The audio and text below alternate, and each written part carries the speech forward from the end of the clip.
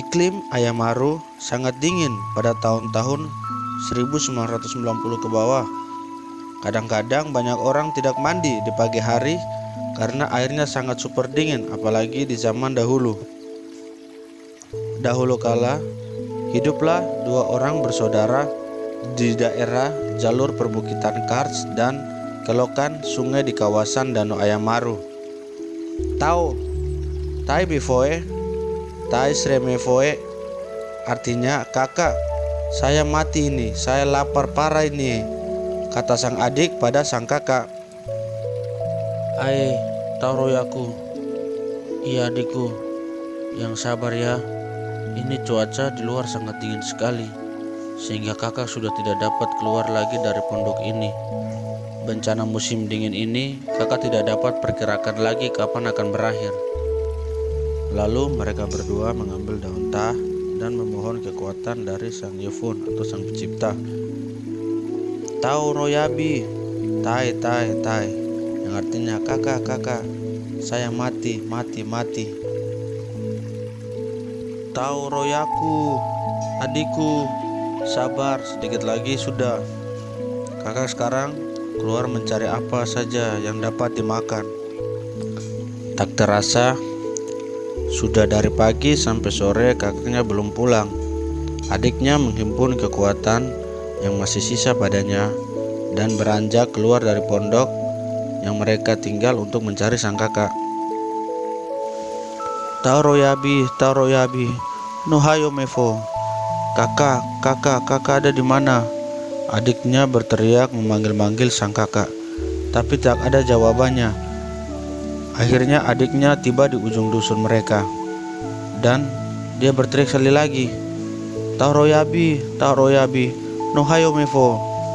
Kakak ada di mana? Tiba-tiba terdengar suara, Taroyaku, Jimevi. Adikku, ini kakak. Adiknya kaget, dia mencari-cari dari mana suara itu berasal.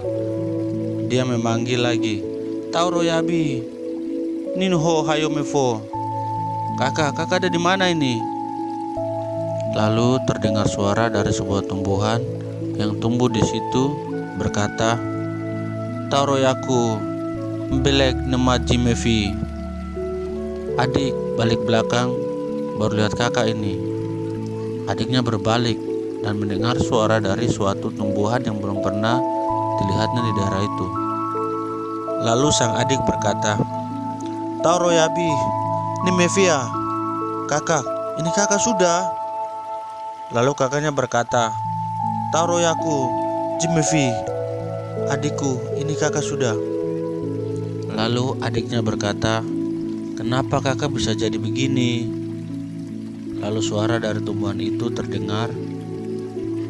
Waktu kakak mencari-cari makanan di dusun kita, akhirnya kakak kehabisan tenaga dan tinggal menunggu ajal. Akhirnya kakak memohon pada sang Yufun atau pencipta agar mengubah kakak menjadi sesuatu yang dapat dimakan oleh adik. Demi kelanjutan hidup adik dan sang Yufun, sang pencipta mendengar doa kakak. Sekarang telah tiba waktunya adikku. Ambillah bagian bawah tumbuhan ini, lalu adik olah menjadi makanan. Tetapi ingat, bagian atasnya adik harus tanam kembali agar dapat tumbuh dan berkembang untuk memenuhi kebutuhan bahan makanan dari adik. Adiknya menangis dengan suara yang memilukan. Kiaji, Ohorarare, Inarin, Kanam, Harmno tau menan boite. Karena dia mengeluh, karena kelaparan, karena musim dingin. Akhirnya kakak berkorban dan roh mengubah kakaknya menjadi makanan.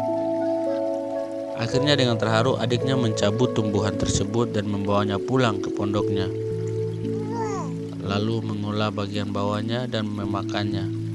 Saat memakannya, adiknya menangis lagi dengan suara memilukan.